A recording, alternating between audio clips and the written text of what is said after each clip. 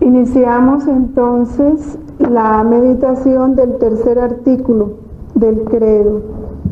Jesucristo fue concebido por obra y gracia del Espíritu Santo. Continuando en la parte segunda, la encarnación, a partir del numeral 461.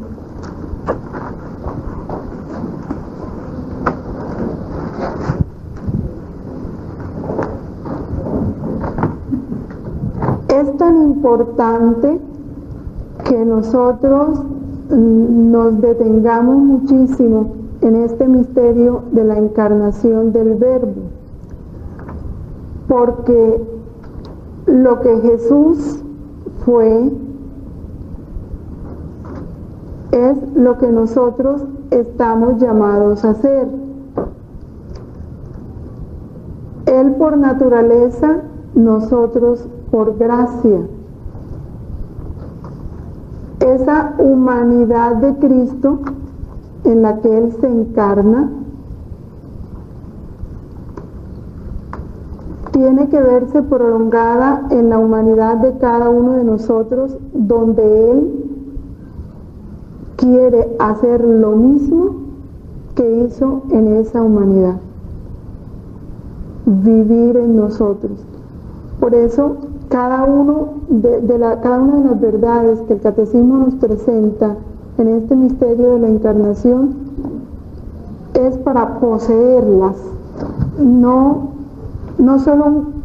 se trata de un conocimiento intelectual, como cuando yo hago un curso de teología para estudiar. No, aquí se trata más de un conocer con el corazón.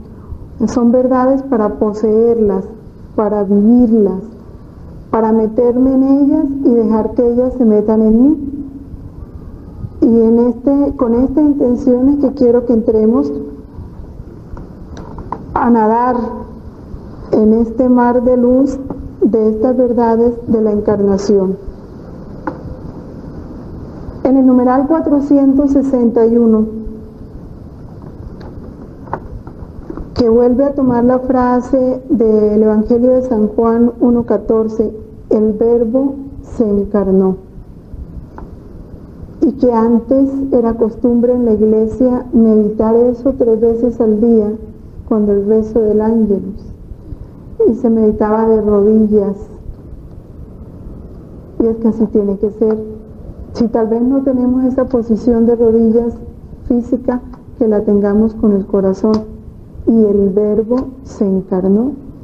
Es contemplar el anonadamiento de todo un Dios, de esa segunda persona de la Santísima Trinidad, que no le importó dejar su condición divina para tomar una condición humana, meterse en una humanidad limitada, y por meterse en una humanidad limitada, someterse a todo lo que se sometió por nosotros.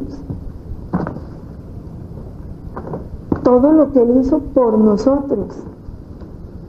¿Y qué estamos dispuestos nosotros a hacer por Él, a soportar por Él, a sufrir por Él?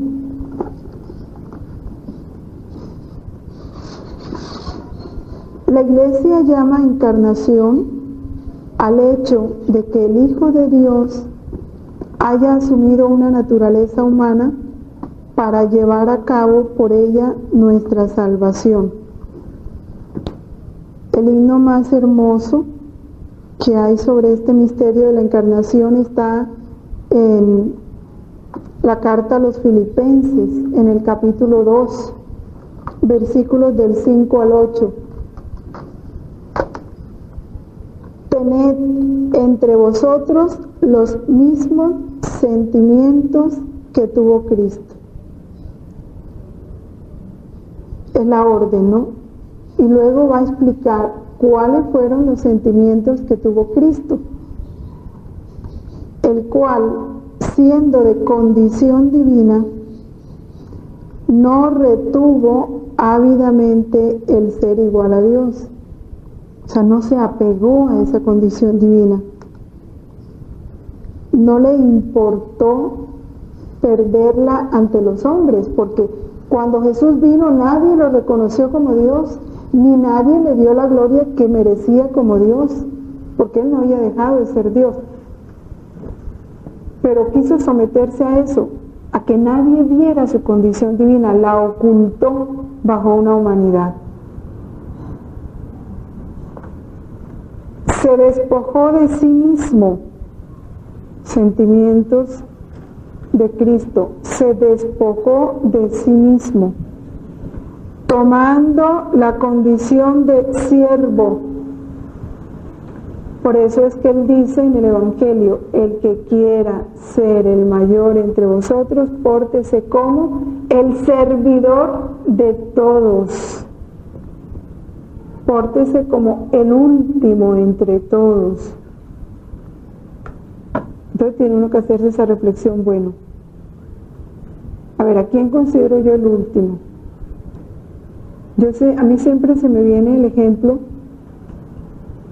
porque en nuestra cultura, ¿sí?, en las casas de familia, regularmente, la última persona es la que nos colabora en los oficios de la casa. Así en nuestra cultura eso es. Entonces dice, bueno, yo tengo que portarme como ella. Portarme en el sentido de que, sabiendo ella cuál es su trabajo y cuál es su puesto en ese hogar, lo asume con naturalidad. Nunca espera ser la primera en nada. Nunca espera ser la primera en nada. Ella sabe que si algo se ensució, es ella la que lo tiene que limpiar, ¿sí? Ella sabe que ella no manda a los otros, sino que ella es mandada.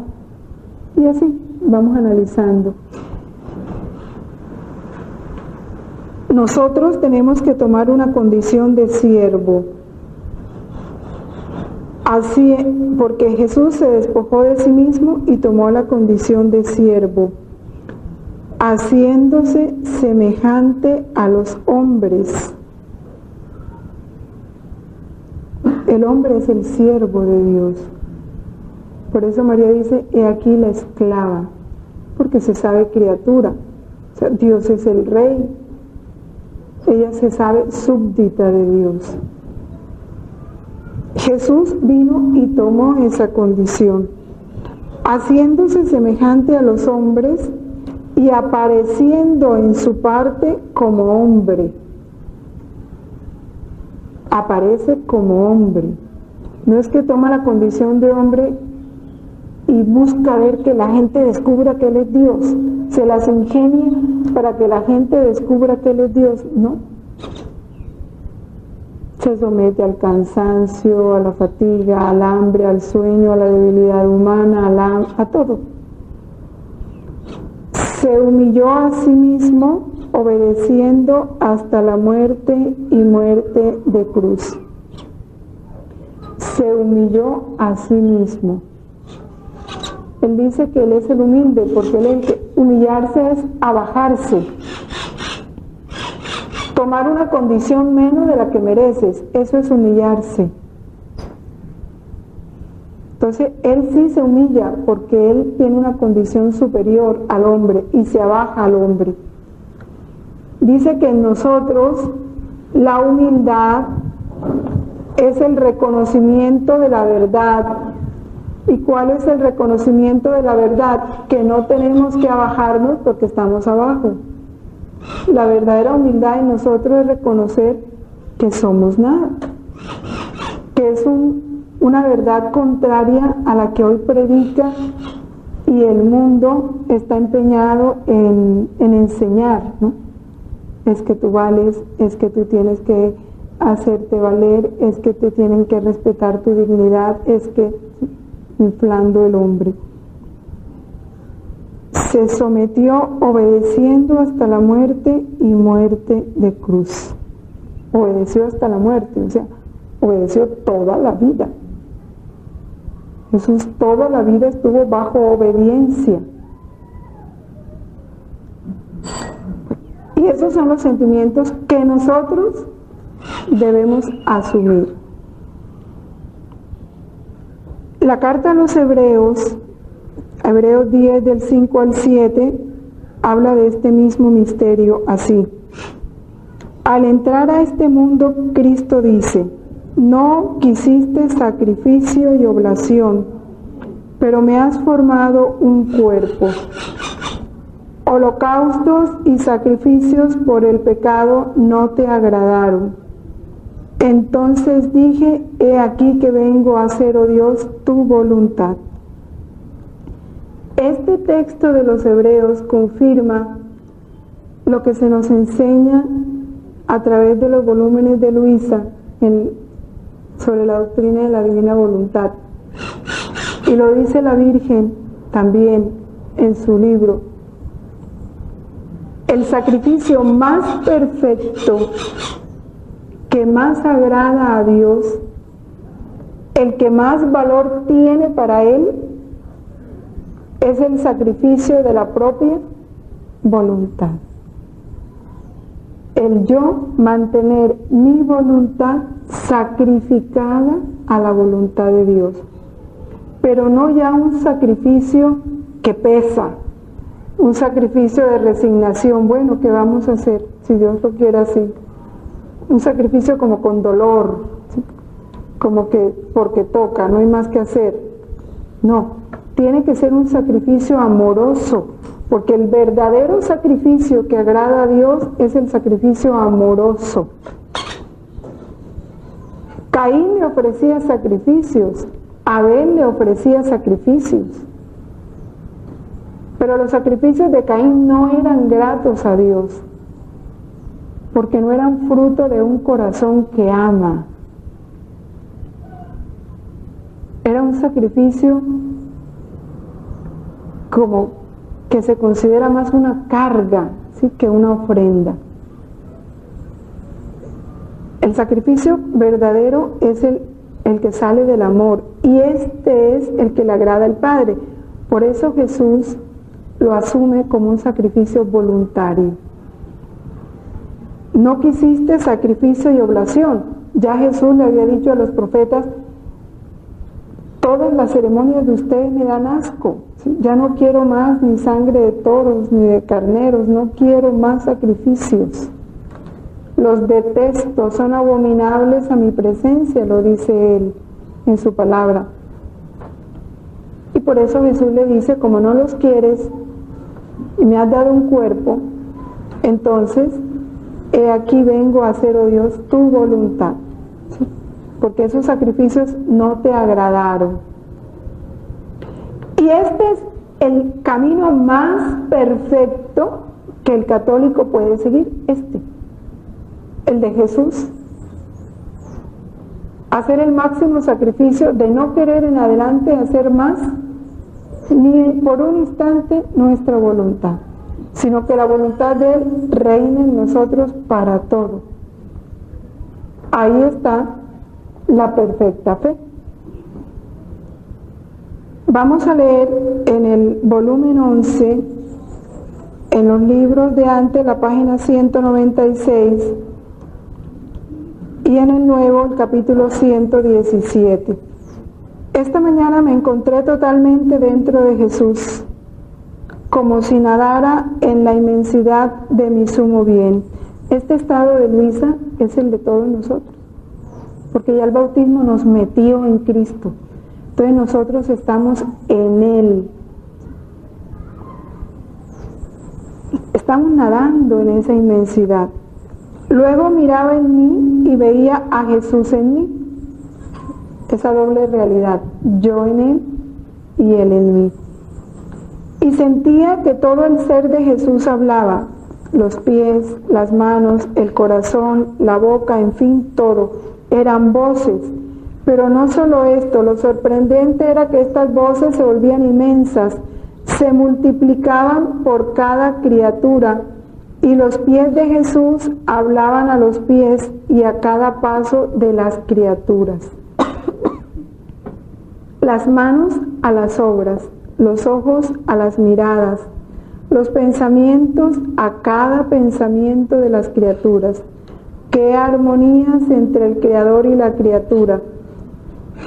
qué vista tan encantadora, qué amor, pero ay, todas estas armonías se rompían por causa de las ingratitudes y de los pecados. El amor era correspondido con ofensas, y Jesús, muy afligido, me dijo: hija mía, yo soy el verbo, es decir, la palabra.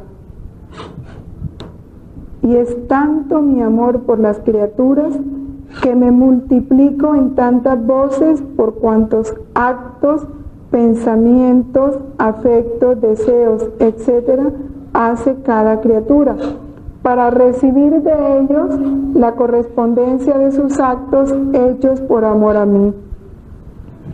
Doy amor y quiero amor, pero recibo ofensas. Doy vida, y si pudieran me darían muerte, pero a pesar de todo yo continúo mi oficio amoroso. Debes saber, sin embargo, que quien vive unido a mí y en mi voluntad, también esta alma nada en mi inmensidad, y toda ella es voz junto conmigo. Así que si camina, sus pies le hablan al pecador, sus pensamientos son voces en las mentes, y así de todo lo demás. Y solo en estas almas yo puedo encontrar como una correspondencia de la obra de la creación desde que dio inicio. Y viendo que no pueden hacer nada por sí mismas, la humildad, para corresponder a mi amor y mantener las armonías entre ellas y yo, entran en mi voluntad y se hacen dueñas y obran en modo divino. Mi amor encuentra su desahogo y las amo más que a todas las demás criaturas. Ahí está un reto. Si yo quiero disfrutar, que no debe ser ese el interés, sino darle a él el máximo amor, y solo el máximo amor se lo doy con su voluntad, pero a cambio, como él nunca se deja vencer en generosidad, recibimos de él su máximo amor, amor infinito, un amor divino. Es tan importante, ¿verdad? Porque ¿qué es creer en el misterio de la encarnación? Es creer en esto, porque Jesús se encarnó para esto, para prolongar su vida en cada uno de nosotros, para que sus pasos sean mis pasos, su mirada sea mi mirada, y como es Dios, por eso fue hombre Dios, para que teniendo las miradas del hombre, como Dios pudiera hacer esas miradas inmensas, y en sus miradas abrazar las miradas de todos nosotros. Entonces, creer en el misterio de la encarnación es vivir esto. En el volumen 15, el capítulo 4, querida hija, si la concepción de mi madre fue prodigiosa y fue concebida en el mar que salió de las tres divinas personas, mi concepción no fue en el mar que salió de nosotros, sino en el gran mar que reside en nosotros. La concepción de María se dio fuera de la Trinidad,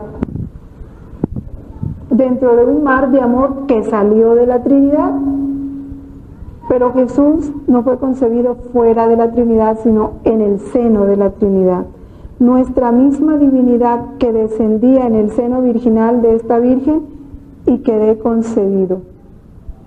Es verdad que se dice que el Verbo quedó concebido, pero mi Padre Celestial y el Espíritu Santo eran inseparables de mí. Es verdad que yo tuve la parte agente o actuante, ¿no? Pero ellos concurrieron. O sea, que en la encarnación del Verbo, conjuntamente con él, se encarnó el Padre y el Espíritu Santo. Imagínate dos reflectores, de los cuales uno refleja en el otro el mismo sujeto. Se están imaginando, ¿verdad? Uno refleja en el otro el mismo sujeto. Este proyecta en ese reflector el mismo sujeto y aquel el mismo. Estos sujetos son tres. El de en medio toma la parte operante, sufriente y suplicante. Los otros dos están junto con él y concurren y son espectadores. Así que podría decir que de los dos reflectores, uno era la Sacrosanta Trinidad y el otro mi querida Madre. ¿Y quién era el que se reflejaba en el uno y en el otro? Jesús. Ella, en el breve transcurso de su vida, viviendo siempre en mi voluntad, me preparó en su seno virginal el pequeño terreno divino en donde yo, Verbo eterno, debía vestirme de carne humana, porque yo jamás habría descendido dentro de un terreno humano. Por eso María estaba toda llena de la divinidad, era un cofre. Su humanidad era un cofre que encerraba en sí la divinidad, porque Jesús no podía descender en un terreno humano. Por eso Dios se volcó en María. Por eso María, desde su concepción, quedó transformada en Jesús. Lo que nosotros estamos llamados a hacer, ella lo fue desde su concepción. Y reflejándose la Trinidad en ella, yo quedé concebido. Ahora bien, mientras esa misma Trinidad quedaba en el cielo, yo quedaba concebido en el seno de esta noble reina. Todas las demás cosas, por cuanto sean grandes, nobles, sublimes, prodigiosas, incluso la concepción misma de la Virgen Reina, todo se queda atrás. No hay cosa, ni amor, ni grandeza, ni potencia que pueda compararse con mi concepción. Aquí no se trata de formar una vida, sino de encerrar la vida que da vida a todos. No de alargarme, sino de estrecharme para poderme concebir. No para recibir, sino para dar. Quien ha creado todo, encerrarse en una humanidad creada y pequeñísima. Estas son solo obras de un Dios y de un Dios que ama, que a cualquier costo quiere atar con su amor a la criatura para hacerse amar. Pero ahora viene lo más bello, que digo yo que ahí donde uno tiene que quedar, como que dice San Luis María Griñón de Montfort, enmudezca toda lengua. Pero es nada todavía. ¿Sabes dónde resplandeció todo mi amor, toda mi potencia y sabiduría? En cuanto la potencia divina formó esta pequeñísima humanidad, tan pequeña que podía compararse al tamaño de una nuez, pero con todos los miembros proporcionados y formados. Ya ustedes pueden imaginarse, porque ya saben de esas, ¿cómo es que se llama? Cuando las ecografías y las han visto y todo eso. Y el Verbo quedó concebido en ella, la inmensidad de mi voluntad, encerrando a todas las criaturas, pasadas, presentes y futuras, y ahí estábamos cada uno de nosotros, concibió en ella todas las vidas de las criaturas, y conforme crecía la mía, así crecían ellas en mí. Por eso en el vientre de María estábamos todos nosotros. Por eso Adviento, el 25 de marzo, Adviento, son fechas para meditar y entrarnos en este gran misterio de la encarnación. Porque la encarnación del Verbo en el seno de María es la encarnación de cada uno de nosotros.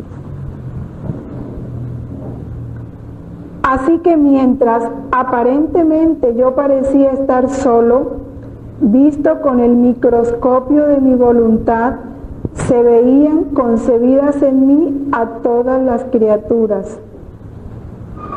Sucedió conmigo como cuando se ven aguas cristalinas que mientras aparecen claras, vistas con el microscopio, ¿cuántos microbios no se ven?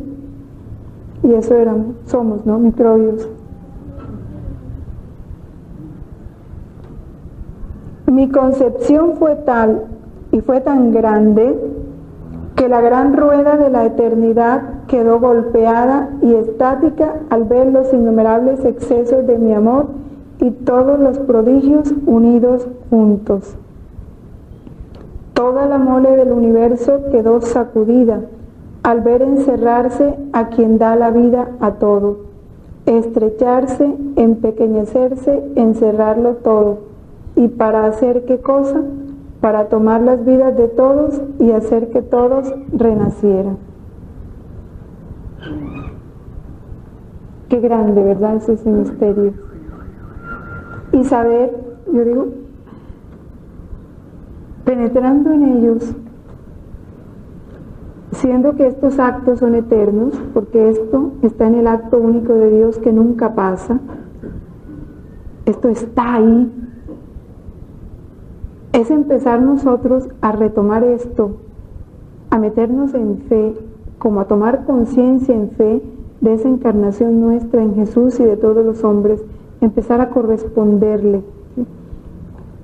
Cuando la madre queda en embarazo, es empezar a sentir que esa encarnación de ella, ¿sí? Es ese bebé gestante,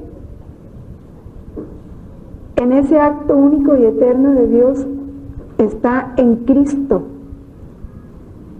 porque así como está creciendo en su vientre, ya en Cristo hizo el crecimiento total, solo que apenas empieza a darse en el tiempo lo que en Cristo ya fue. Son verdades, no son imaginaciones, son verdades que tenemos que empezar a poseer y a saborear y a vivir y a entrarlas en el corazón para que nunca se salgan de ahí. Y cuando ya están sembradas en el corazón, ya están echando raíces, ya en todo momento son luz para nosotros. En cada circunstancia se va haciendo luz para nosotros la posesión de estas verdades. Continuamos. La fe en la verdadera encarnación del Hijo de Dios es el signo distintivo de la fe cristiana. Signo distintivo de la fe cristiana. Pero ¿cuál es la fe en la verdadera encarnación? Miren, la verdadera, esa palabra del catecismo pesa mucho. La verdadera encarnación del Hijo de Dios, que es esta de la que estamos hablando. Porque nos hemos vuelto tan superficiales los católicos, que cuando hablas de encarnación, sí, la encarnación, entonces si acaso voy a misa y ya, y el pesebre y la novena y ya. Pero lo esencial, ¿qué? Lo esencial en la vida es vivir esta encarnación, es agradecerla, es asombrarnos, es extasiarnos en ella. Podréis conocer en esto el Espíritu de Dios. Todo espíritu que confiesa a Jesucristo venido en carne es de Dios. Esa es la alegre convicción de la Iglesia desde sus comienzos cuando canta el gran misterio de la piedad. Este es el gran misterio de la piedad. Por eso, cuando uno entiende esto, ¿qué quiere decir el catecismo cuando dice que este es el gran misterio de la piedad? Que en la encarnación del Verbo, Jesús nos manifestó y nos entregó toda su piedad, toda su compasión por nosotros. Ya Él tuvo piedad de nosotros, la máxima piedad, Entonces ya no es pedirle piedad, si ya la tuvo. Señor, ten piedad, si ya la tuvo. Y me mostró de 1000 formas su piedad.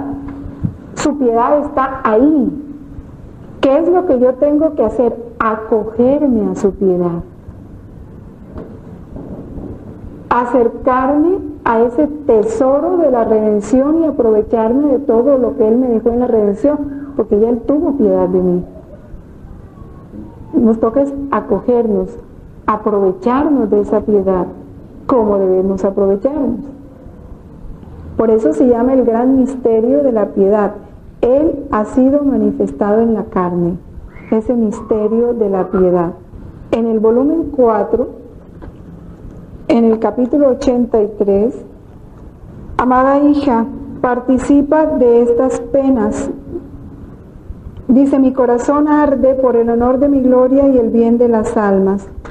Todo el bien que omiten son otros tantos vacíos que recibe mi gloria y sus almas. Aunque no hicieran el mal, muy importante esto, porque yo, ¿qué pecado tengo? Si yo no mato, yo no robo, yo no le hago mal a nadie. Jesús dice, al no hacer el bien que podrían hacer, son como aquellas habitaciones vacías en las cuales, si bien son bellas, no hay nada que admirar, nada que hiera la vista, y por lo mismo su dueño no recibe ninguna gloria. Y si se hace un bien y se descuida otro, son como aquellas habitaciones totalmente desiertas en las que apenas si se advierte algún objeto sin ningún orden. Amada mía, participa de estas penas, de los ardores de mi corazón, ardores que siente por la gloria de la majestad divina y del bien de las almas, y trata de llenar estos vacíos de mi gloria, y podrás hacerlo con no dejar pasar un momento de tu vida que no esté unido a la mía. Esto es vivir la encarnación, porque ya esto se dio en Él, pero mientras yo no me conecte, no recibo lo que ya Él vivió por mí.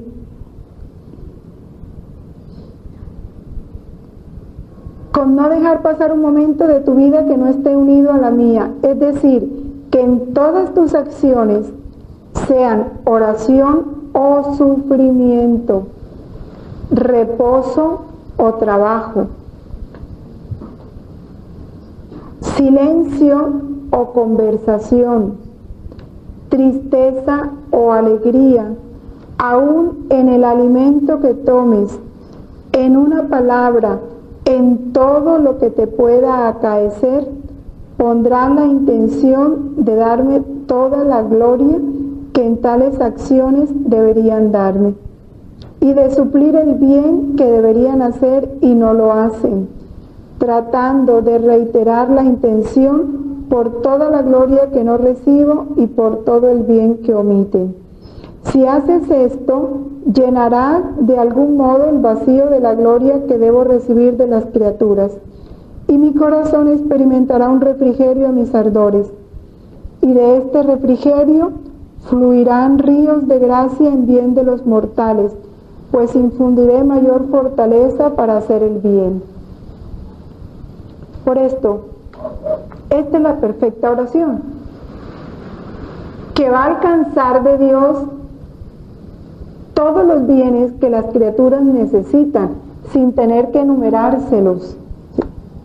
Porque en la medida en que mi vida está unida a la de Jesús, es como cuando un cable eléctrico se conecta a la fuente o al toma. Entra inmediatamente toda la energía por ese cable, y todo lo que está conectado a ese cable, o todo lo que está unido a ese cable, que en el caso nuestro, metidos en su voluntad, como en su voluntad están todas las criaturas quedan conectadas a ese cable nuestro que se conectó a Jesús. Entonces, de estos actos nuestros hechos para la gloria de Dios, por el bien de las almas, unidos a su voluntad, todos reciben beneficio. El beneficio que necesiten. Si necesitan conversión, los que necesitan conversión sentirán la fuerza para convertirse. El que está afligido y necesita consuelo, recibe el consuelo. El que está desesperado y necesita paz, recibe la paz. El que está bien recibirá más santidad. Todos, hasta los santos en el cielo, reciben gloria, mayor gloria y mayor felicidad por un acto hecho en la voluntad de Dios aquí en la tierra. Por eso es la más perfecta oración. Entonces no es que no se tenga que pedir, sí, se puede pedir, pero como estamos a lo más perfecto, es como cuando tú estás acostumbrado a usar determinado artefacto o aparato, pero sale uno en el mercado de máxima calidad, lo más perfecto, lo más moderno, lo más completo, y si tienes forma de comprarlo, ¿por qué te vas a quedar con el que ya está siendo superado? Esto es el vivir en la voluntad de Dios. Es un camino de máxima perfección, de máxima santidad, que lo que se viene haciendo no está malo, no, está bien, pero Dios nos está entregando algo mucho más perfecto y mucho más grato a Él y que le da la máxima gloria, porque es su misma voluntad en nosotros. Y en el volumen 13, el capítulo 24, complementa un poco lo que habíamos leído en el anterior. Hija mía, mira el gran prodigio de la encarnación. En cuanto fui concebido, al formarse mi humanidad, hice renacer a todas las criaturas en mí. Así que mientras renacían, mi humanidad sentía todos sus distintos actos. Toda la vida nuestra ya Él la vivió. En mi mente contenía cada pensamiento de criatura, los buenos y los malos. Cada uno de nosotros vamos metiéndonos, sintiéndonos allí dentro con lo bueno y lo malo. Los buenos yo los confirmaba en el bien, esos pensamientos buenos, Él los confirmaba en el bien. Los rodeaba con mi gracia y los revestía con mi luz, para que renaciendo en la santidad de mi mente fueran partes dignas de mi inteligencia.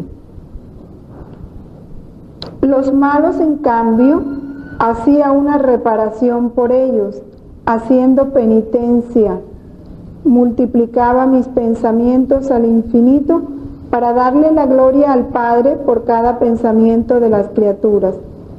Por eso quiso sufrir tanto en cada parte de su cuerpo. Que si contemplamos la cabeza, ¿qué no sufrió la cabeza? El cerebro.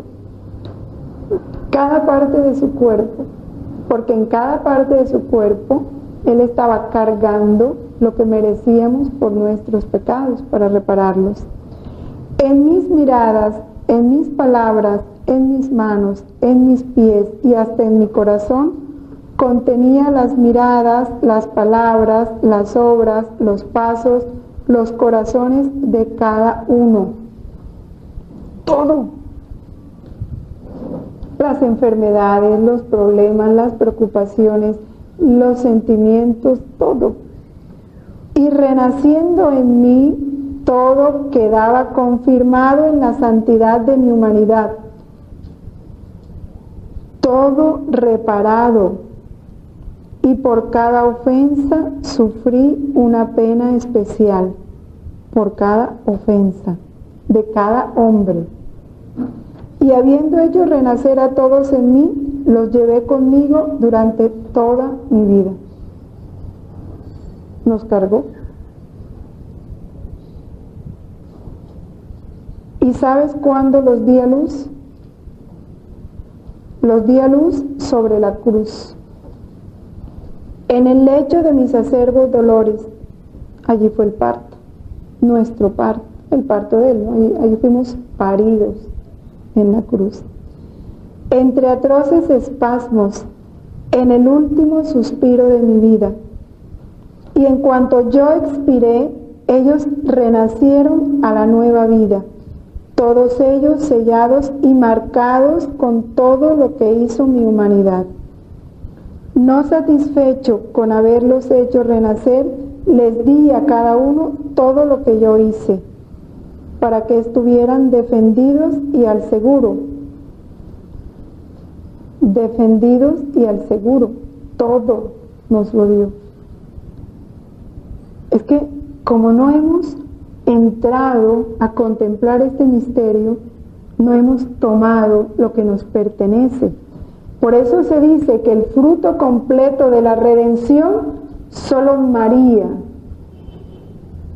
lo ha comido y lo ha disfrutado. Nosotros, un mínimo, pero es porque no lo conocemos.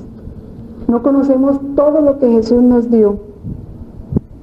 ¿Ves la santidad que contiene cada hombre?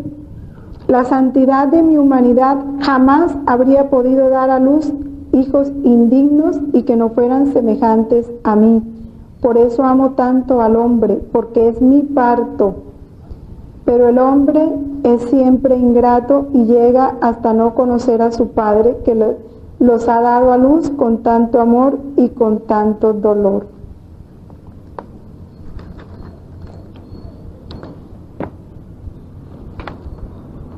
Yo creo que aquí ya es para seguir en el corazón, meditando.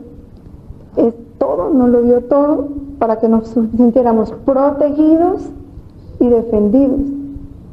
Por eso no cabe miedo en la vida nuestra, ni temor a nada. Estamos defendidos y protegidos.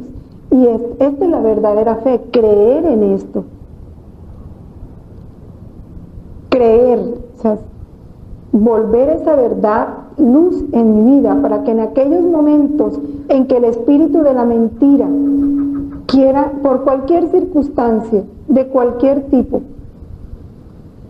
enfermedades, problemas económicos, dificultades de relaciones con algunas personas, esposo, hijos, nueras, yernos, cualquier cosa de esas, cualquier tipo de circunstancia difícil, que el espíritu de la mentira trate de infundirme temor, desaliento, desespero, angustia, yo tome esta verdad que es luz. Tu palabra es lámpara que ilumina mi sendero, dice el Salmo.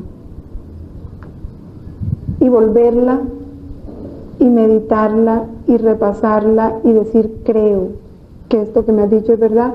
Y creo que en estas circunstancias estoy al seguro, creo que estoy defendido, creo que tú estás conmigo, creo que me vas a dar la sabiduría para salir adelante, creo que la estás viviendo en mí y que tú en mí harás lo que tienes que hacer. Entonces es tomar posesión de esa voluntad de Dios.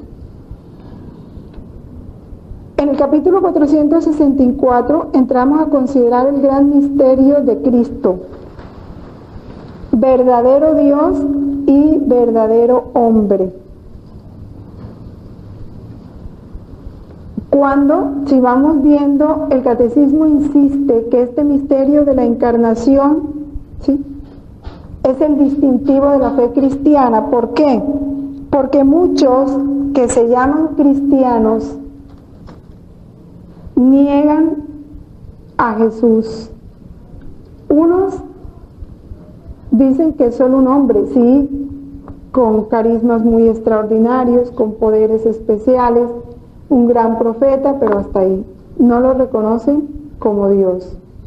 Otros, por el contrario, dicen que Cristo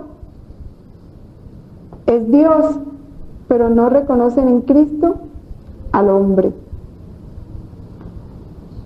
Unos lo humanizan demasiado, otros lo divinizan, pero la verdad es que Jesús, en cada acto de su vida, cualquier acto, hasta los más simples o los más escondidos, como los de las funciones biológicas, en cualquier acto de su vida, Jesús fue perfecto hombre y perfecto Dios. Eso de decir, pero es que Jesús fue humano, no, Jesús fue humano divino siempre. Esa combinación no se separó en ningún momento de Jesús. Entonces, esto porque ahorita se están divulgando muchos errores en este sentido. Y esto es lo que el catecismo explica en estos numerales. Dice que la encarnación de Dios no significa que Jesucristo sea en parte Dios y en parte hombre, ni que sea el resultado de una mezcla confusa entre lo divino y lo humano. Él se hizo verdaderamente hombre sin dejar de ser verdaderamente Dios. Es un misterio que nunca vamos a entender. Jamás. Porque está por encima de nuestra comprensión. ¿Cómo así que entonces si Dios no sufre, entonces, y Jesús era Dios, entonces ¿por qué sufrió? Porque sufrió como hombre, pero su sufrimiento tenía todo lo de un Dios. Era inmenso, eterno, abarcó a todos los hombres, tenía el peso de lo divino. Pero era un sufrimiento humano, pero era un sufrimiento divino, luego era un sufrimiento humano divino. He ahí el misterio. Él se hizo verdaderamente hombre sin dejar de ser verdaderamente Dios. Es verdadero Dios y verdadero hombre. La Iglesia debió defender y aclarar esta verdad de fe durante los primeros siglos frente a las herejías. ¿Cuáles fueron las principales herejías? Fueron el docetismo y el gnosticismo, que el gnosticismo todavía está de moda, ¿no? Esas primeras herejías, el docetismo y el gnosticismo, negaron su humanidad verdadera y se quedaron más en la divinidad. Por eso es que los gnósticos tienen tantos errores y le atacan tanto a las cosas del cuerpo, ¿no? Ellos hablan miran el cuerpo como algo sucio, a unas funciones, una mezcolanza de sexo, de espiritualidad, de todo, pero los grandes errores son eso, desprecian la parte material y se quedan más con la parte espiritual. Desde la época apostólica, la fe cristiana insistió en esta encarnación del Hijo de Dios, venido en la carne. En el siglo III aparece Pablo de Samosata, y en el concilio reunido en Antioquía,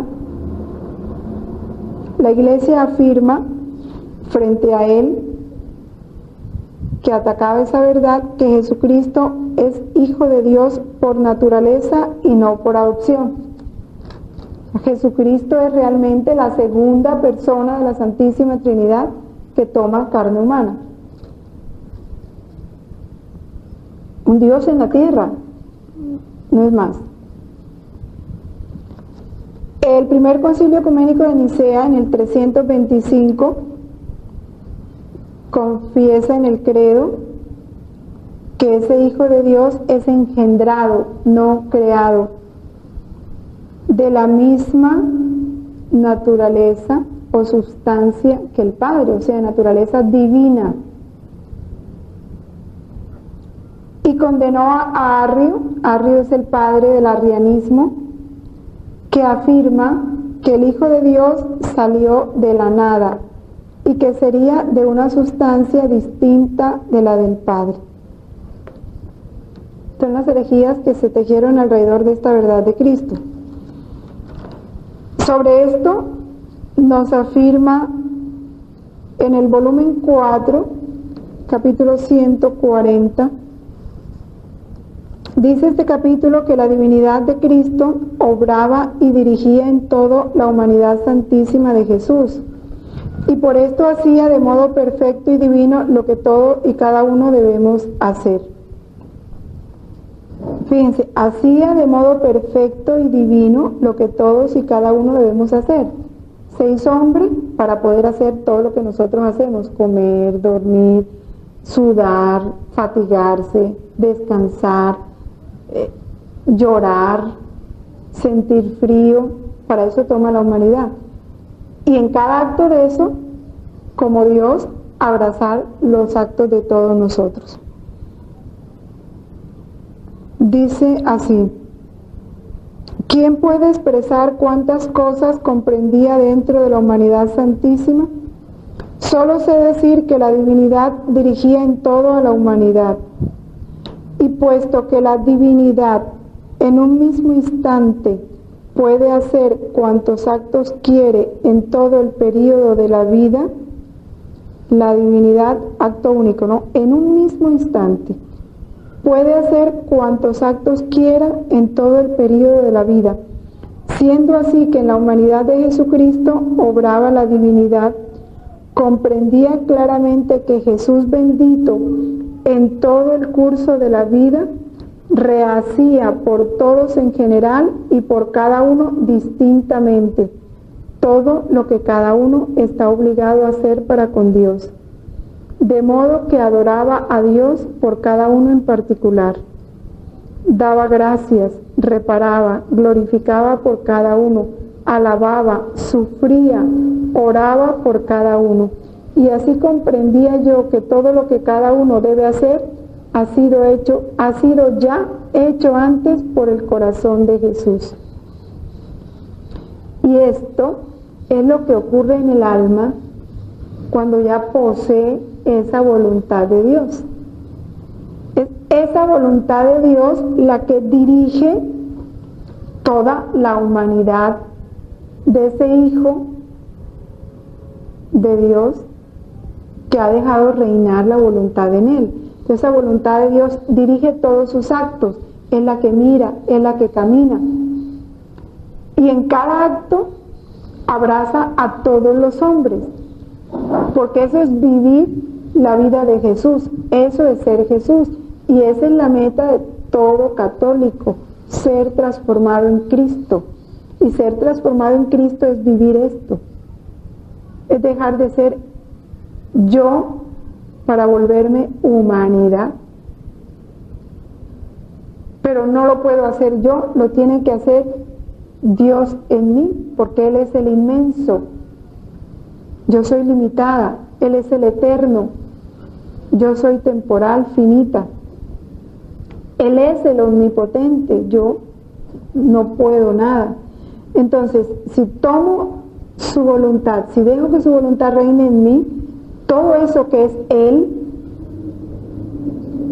se me comunica a mí, y Él en mí hará todo esto que hizo en la humanidad de Jesús. Ese es el gran misterio de la encarnación en nosotros.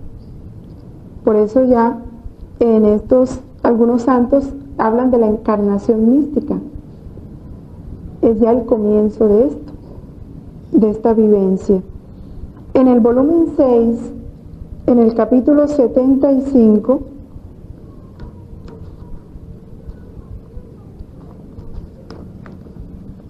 dice que la humanidad santísima de Jesús cubre su divinidad, y por eso se debe hacer todo juntamente con Él. Fíjense cuánto nos lo repite.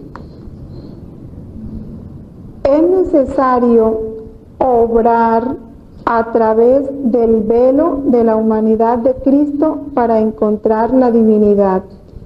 Es decir, obrar unidos con su humanidad, con la misma voluntad de Cristo, como si la suya y la nuestra fuese una sola, para agradarle solo a Él, obrando con sus mismos modos, orientando todo a Cristo, llamándolo y uniéndonos a Él en todo lo que hacemos, como si Él mismo tuviese que hacer nuestras acciones.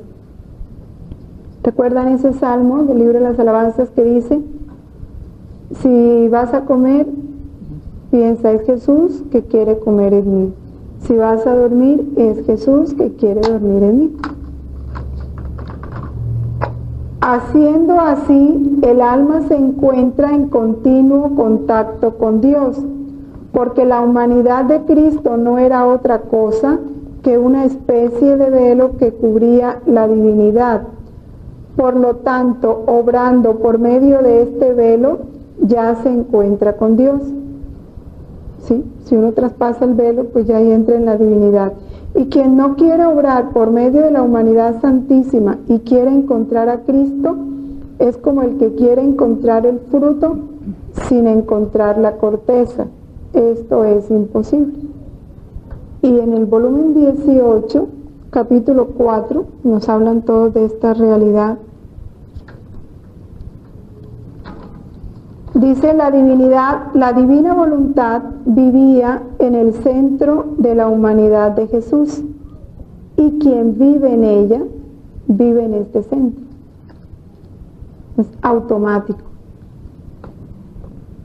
Hija mía, no temas, quien vive en mi voluntad está en el centro de mi humanidad. ¿Por qué la voluntad divina?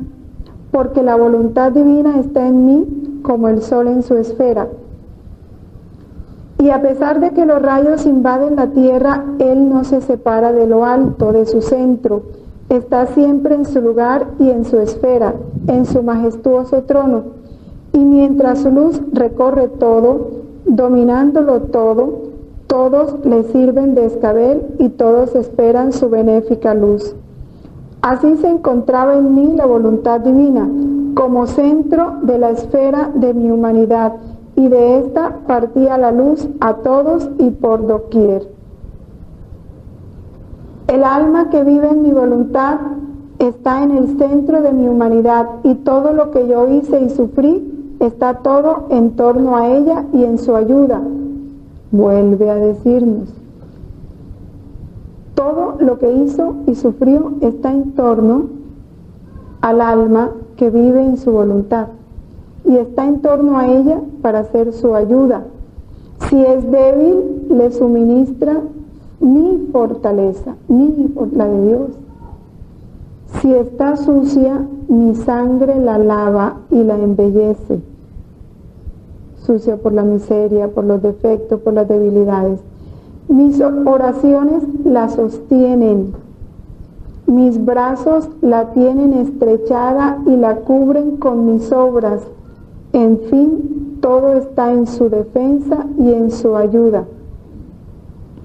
Por eso es por lo que el pensamiento de mis penas es como connatural en ti, porque viviendo en mi voluntad, todas mis penas te rodean como nubes de luz y de gracia. Mi voluntad en la esfera de mi humanidad ponía como en camino mis obras, mis pasos, mis palabras, mi sangre, mis llagas, mis penas y todo lo que hice, para llamar al hombre y darle los auxilios y los medios suficientes para salvarlo y hacerlo volver de nuevo al seno de mi voluntad. Porque si mi voluntad hubiera querido llamar directamente al hombre, éste se hubiera espantado. Por eso quise llamarlo con todo lo que hice y sufrí. Y todo esto eran como tantos incentivos y medios para darle ánimo y hacerlo volver a mis brazos. Todo el que vive mi voluntad, viviendo en el centro de mi humanidad, toma todos los frutos de lo que yo hice y padecí, y entra en el orden de la creación. Y mi voluntad cumple en él la plena finalidad para la que fue creado. Y los demás, los que no viven en su voluntad, que no viven en mi voluntad, si bien encuentran los medios para salvarse, no gozan de todos los frutos de la redención ni de la creación. A nosotros se nos está ofreciendo el fruto completo. Fíjense entonces, si Jesús me lo dio todo lo que Él vivió me lo entregó, y lo ha puesto a mi servicio. ¿Qué puedo yo pedirle? Lo que tengo es que tomar. Tomo su sangre para lavarme. Tomo su fuerza en esos momentos de debilidad cuando ya no puedo más. Tomo su sabiduría para encontrar en ella la luz en los momentos de oscuridad, de indecisión, de no saber qué camino coger. Pero ya Él me lo dio todo. Esta es la verdadera fe. Por eso es el dolor de Jesús cuando empezamos a pedirle lo que ya Él nos dio. Porque sabe que no conocemos ni esto del misterio de la encarnación y de la redención. Es la ignorancia, la falta de conocimiento. Por esto dice, esta es la vida eterna, que te conozcan a ti, único Dios verdadero, y a tu Hijo, el que enviaste. Que si no lo conocemos, ¿qué gloria le podemos dar a Dios? Si esto no se conoce, no le podemos glorificar, porque no estamos aprovechándonos de lo que Él hizo para nosotros. Vamos al numeral 466.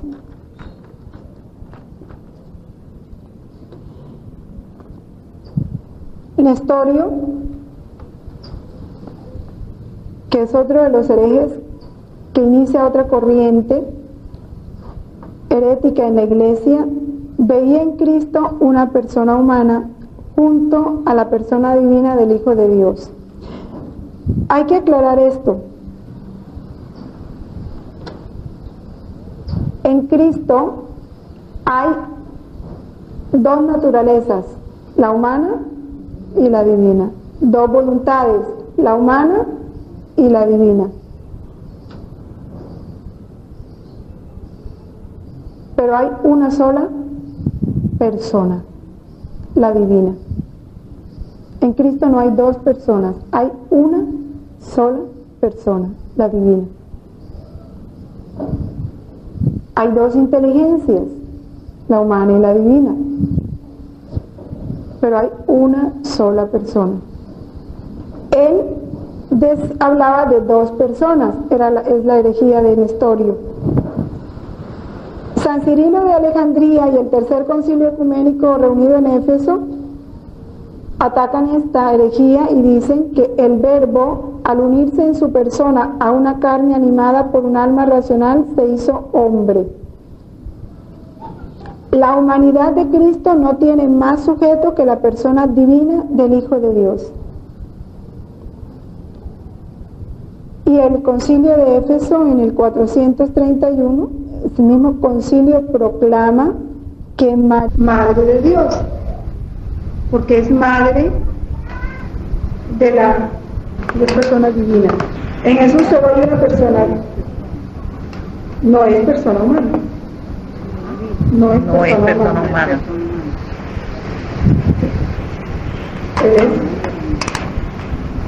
¿Sí? Es una persona, sí, es divina. Asume una naturaleza humana, pero es una persona divina. Ahí está el misterio. Eso no fue absorbida, sino asumida. La humanidad de Cristo no tiene más sujeto que la persona divina del Hijo de Dios, que la ha asumido y hecho suya desde su concepción. Es esto, María, el Espíritu Santo, de una manera prodigiosa, milagrosa, fecunda el óvulo de María. Y en ese instante, Dios hace que se encarne la segunda persona de la Santísima Trinidad en esa humanidad formada en el vientre de María.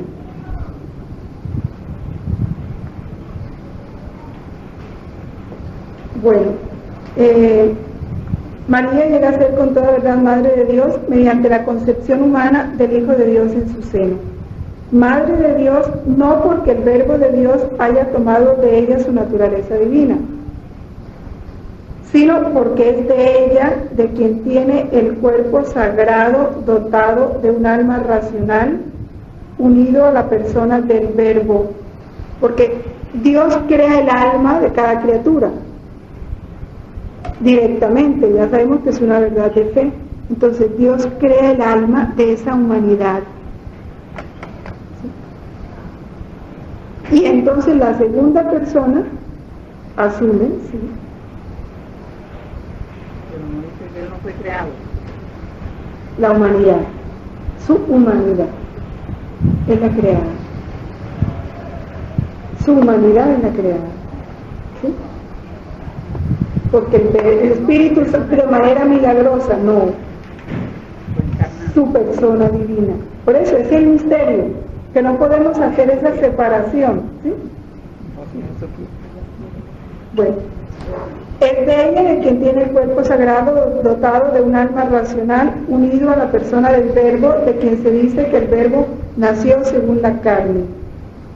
Los monofistas, o sea, los que no aceptan, afirmaban que la naturaleza humana había dejado de existir como tal en Cristo, al ser asumida por una persona divina. No, la naturaleza humana se mantiene, ese es el misterio.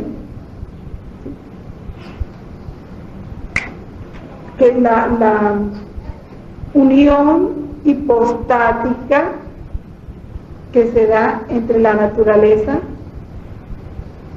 humana y la naturaleza divina en una sola persona.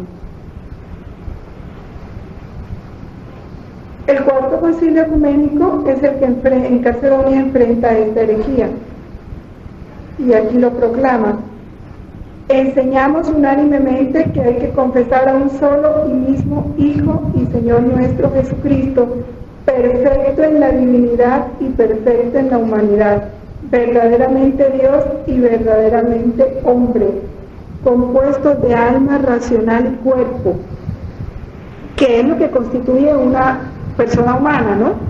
Toda persona humana tiene, toda humanidad tiene un alma racional y un cuerpo. En Jesús eso fue la parte humana, consubstancial con el Padre según la divinidad y consubstancial con nosotros según la humanidad. En todo semejante a nosotros, excepto en el pecado, nacido del Padre antes de todos los siglos según la divinidad, y por nosotros y por nuestra salvación, nacido en los últimos tiempos de la Virgen María, la Madre de Dios, según la humanidad. Por eso es María Madre de Dios, porque no se puede separar las dos naturalezas de la misma persona. Se ha de reconocer a un solo y mismo Cristo Señor, Hijo único en dos naturalezas, sin confusión, sin cambio, sin división, sin separación. La diferencia de naturalezas de ningún modo queda suprimida por su unión, sino que quedan a salvo las propiedades de cada una de las naturalezas y confluyen en un solo sujeto y en una sola persona. Esto, Jesús, que es tan bello y tan misericordioso, nos lo deja en la Eucaristía. Esto pasa en la Eucaristía. Cuando la hostia queda consagrada, ya deja de ser trigo y es cuerpo de Cristo. Y deja de ser vino y es sangre de Cristo. Pero sabe vino, pero es sangre, no es vino. Lo que a ti te dan en la comunión no es el trigo, es el cuerpo. Y lo que posa sobre tu lengua no es el trigo, es el cuerpo de Cristo, pero sabe a trigo. Y tiene las mismas características, ¿sí? Pero es el cuerpo. Ese es el misterio. Igual en el misterio de Dios hombre. En el concilio de Calcedonia Algunos concibieron la naturaleza humana de Cristo como una especie de sujeto personal. El quinto concilio, fíjense, todos los primeros concilios se centraron en esta verdad, Dios, hombre, porque dio mucho trabajo que aceptaran el misterio, la lógica humana, ¿no? Que siempre quiere encontrar una explicación y quiere acomodar en su reducida mente, en su reducida inteligencia, los misterios de Dios. Ahí está la verdadera humildad.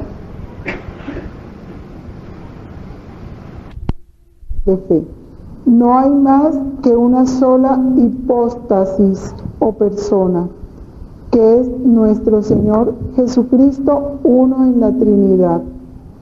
Por tanto, todo, esto es bien importante, vamos a leerlo bien despacio, todo en la humanidad de Jesucristo debe ser atribuido a su persona divina como a su propio sujeto. O sea, el que miraba era el Verbo, y el que caminaba era el Verbo. No solamente los milagros, sino también los sufrimientos y la misma muerte. El que ha sido crucificado en la carne, nuestro Señor Jesucristo, es verdadero Dios, Señor de la gloria y uno de la Santísima Trinidad. He ahí el misterio, porque entonces viene la lógica humana a discutir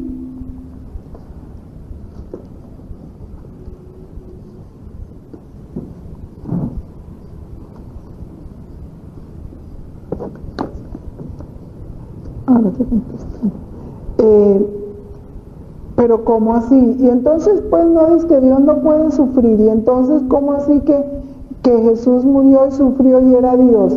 Yo no entiendo eso, yo tampoco, pero lo creo. Ahí está. No lo vamos a entender, pero lo creo. Yo tampoco lo entiendo,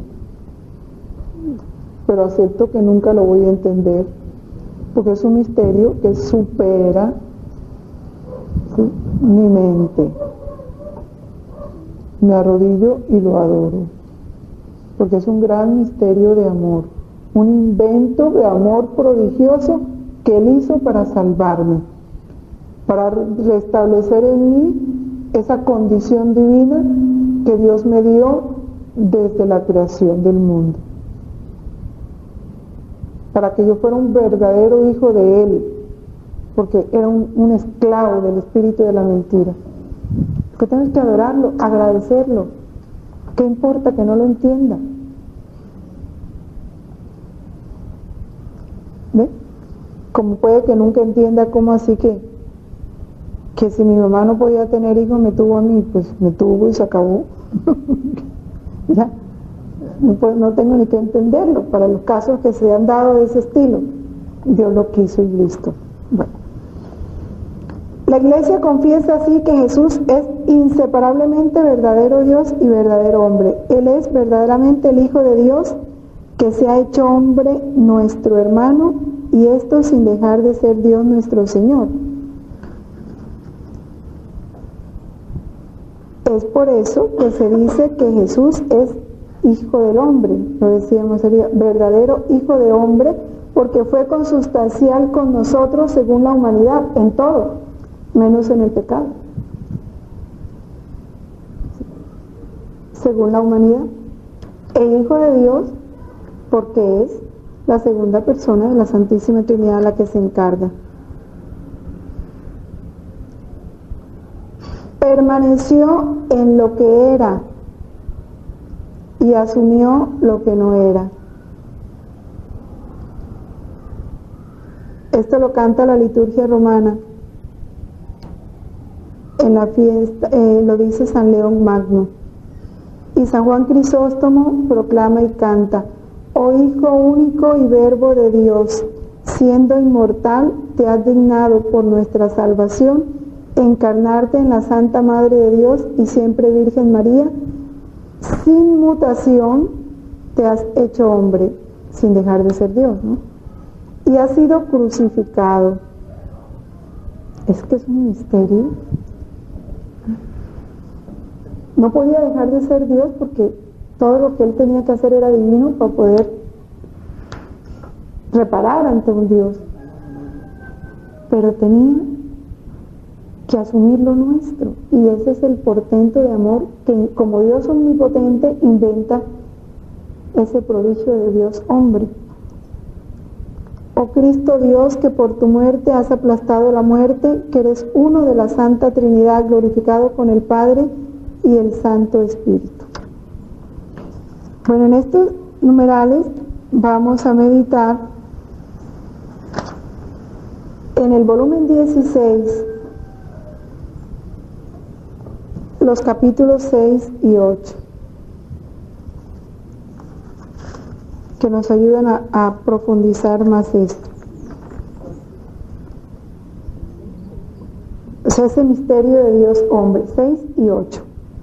Volumen 16. Hija mía, si mi voluntad suprema no hubiera dado entrada a mi voluntad humana en la voluntad divina,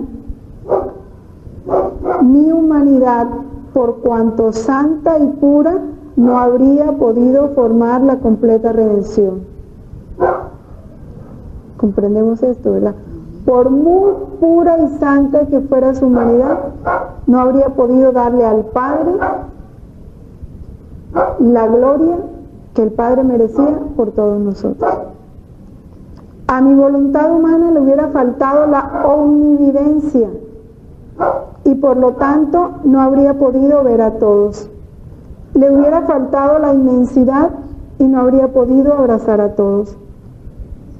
La omnipotencia y no habría podido salvar a todos. La eternidad y no habría podido tomar todo como en un punto solo y remediar todo. Así que la primera parte en la redención la tuvo mi divina voluntad, que fue la que hizo todo en Jesús y todo en María. La segunda, mi humanidad. Si no fuera por la voluntad divina, la redención hubiera sido de pocos y limitada en el tiempo, porque faltándome la luz de la omnividencia que hace conocer a todos, no habría podido extenderme a todos. Así que para poder formar la redención, no hice otra cosa que abrir las puertas de la voluntad suprema a mi humanidad, puertas que el primer hombre había cerrado. Por eso es el nuevo Adán, porque vino a vivir como Adán debió haber vivido y no vivió. Y dándole campo libre, la hice obrar la redención en el mismo seno de ella. Desde entonces hasta ahora ningún otro ha entrado en mi querer divino, para poder obrar como dueño, con plena libertad, como si fuera suyo, para poder gozar de todo el poder y los bienes que él contiene. Mi voluntad es en mí como el alma es en el cuerpo, y si para los santos la gracia más grande ha sido el hacer mi voluntad, que como por reflejos ha entrado en ellos, ¿qué será no solo recibir los reflejos, sino entrar dentro de ella y gozar de toda su plenitud? ¿Qué es lo que él quiere hacer ya con nosotros? Esto mismo, ¿no? Que su voluntad se haga vida en nosotros. Y en el capítulo 8, 16.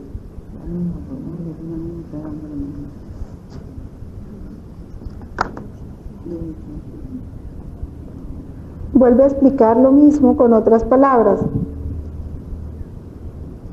Una simple criatura rompió las relaciones que existían entre la voluntad divina y la criatura. Y esta ruptura destruyó los planes que la divinidad tenía al crear al hombre. Ahora, a otra simple criatura, si bien dotada de tantas gracias y privilegios como lo fue la Virgen, reina de todos, pero siempre pura criatura, le fue dado el oficio de tener que reanudar, cimentar y ponerse en relaciones con la voluntad de su Creador. fue precisamente ella que con vincular su querer al nuestro nos restituyó el honor el decoro, la sujeción y los derechos de la creación. Vamos a leer. ¿Ves cómo todos los bienes descienden de mi supremo querer? Como mi humanidad no se separó nunca de mi divinidad, sobre este germen de mi mismo querer que encontré en mi divina madre, formé el gran plano de la voluntad humana en la divina voluntad. Con mi voluntad humana unida a la divina, no hubo acto humano que no pusiera en relación con el querer supremo. Con el querer divino estaba al día de todos los actos de todas las generaciones, y con la voluntad humana los iba reparando y los vinculaba con la eterna voluntad. No hubo acto que me escapara y que no fuera ordenado por mí en la luz purísima de la suprema voluntad. La redención podría decir que me costó poco. Habrían bastado mi vida externa, las penas de mi pasión, mis ejemplos y mi palabra. Y la habría hecho en muy poco tiempo, pero para formar el gran plano de la voluntad humana en la divina, para unir todas las relaciones y vínculos por ella despedazados, tuve que poner todo mi interior, toda mi vida oculta, todas mis penas íntimas, que son mucho más numerosas y más intensas que mis penas externas y que aún no son conocidas.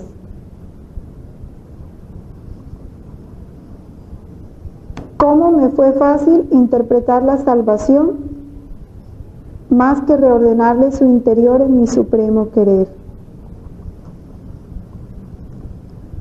Yo debía hacer surgir este sol del eterno querer que, atando con fuerza raptante todo el interior del hombre, aún la más íntima fibra, debía conducirlo al seno de mi Padre Celestial como renacido en su eterno querer.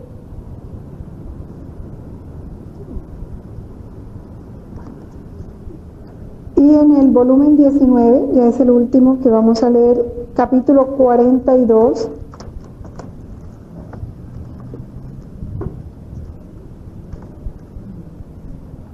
todo lo que hacía nuestro Señor en virtud del querer divino, investía a toda la creación. Jesús se encarnó no solo para redimir al hombre, sino para restituirle la divina voluntad. Y esto, ¿cómo tenemos que entenderlo? Jesús se encarnó no solo para redimir al hombre, o sea, no solo para salvarlo.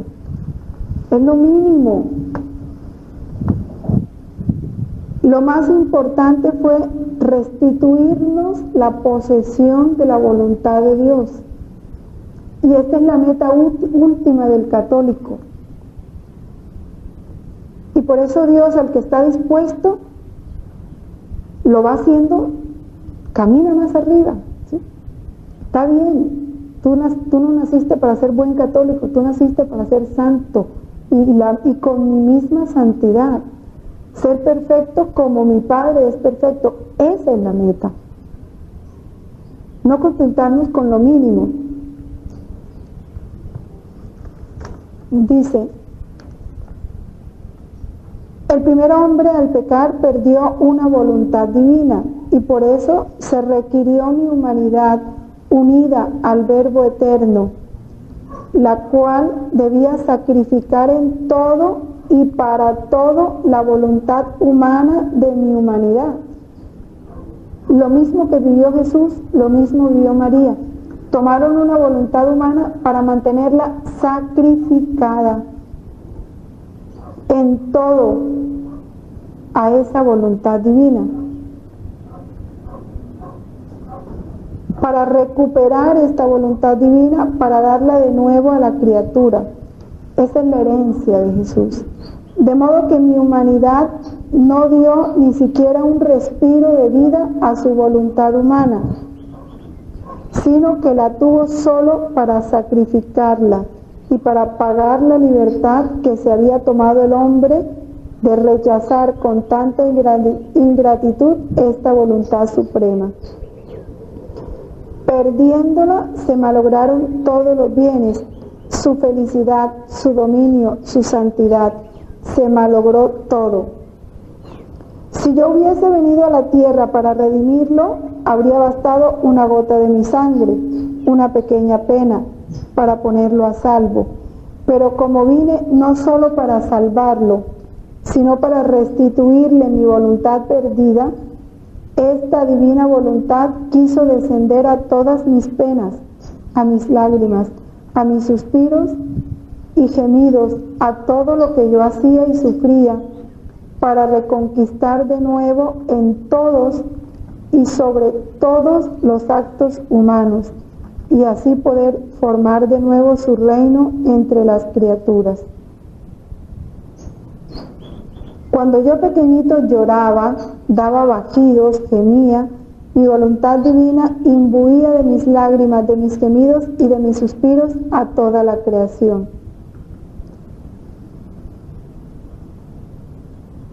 Y así las estrellas, el sol, el cielo, el mar, la pequeña flor, todos lloraban, daban bajidos y suspiraban, porque la voluntad divina que estaba en mí era la misma que reinaba en toda la creación.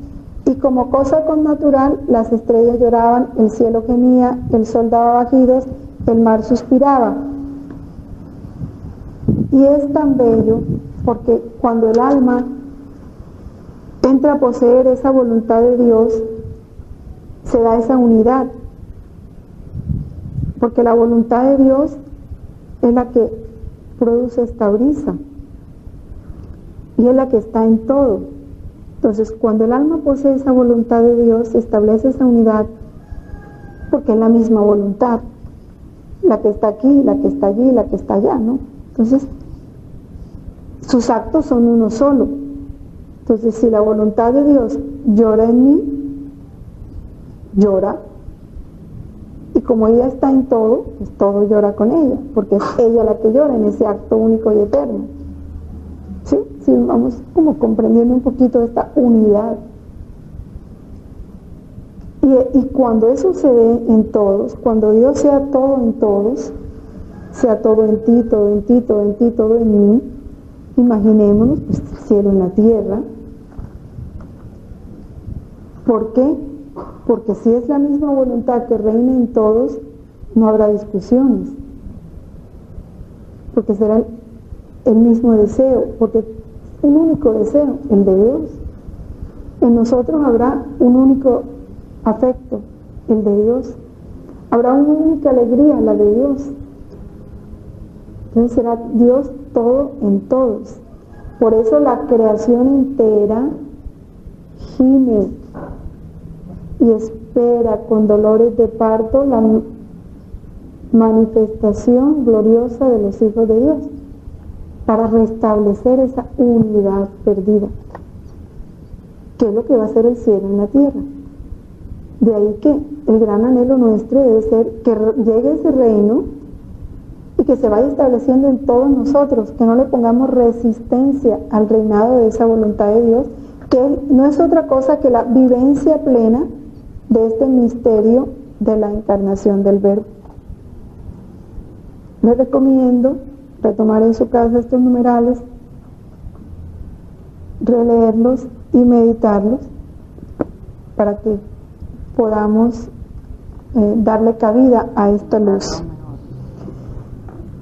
Pongamos pues todo esto en manos de la Madre, que ella se encargue de penetrarlo y abonarlo, quitar de nuestro terreno todo aquello que vaya a interferir el crecimiento de esta semilla de verdad. En el nombre del Padre, del Hijo y del Espíritu Santo. Amén.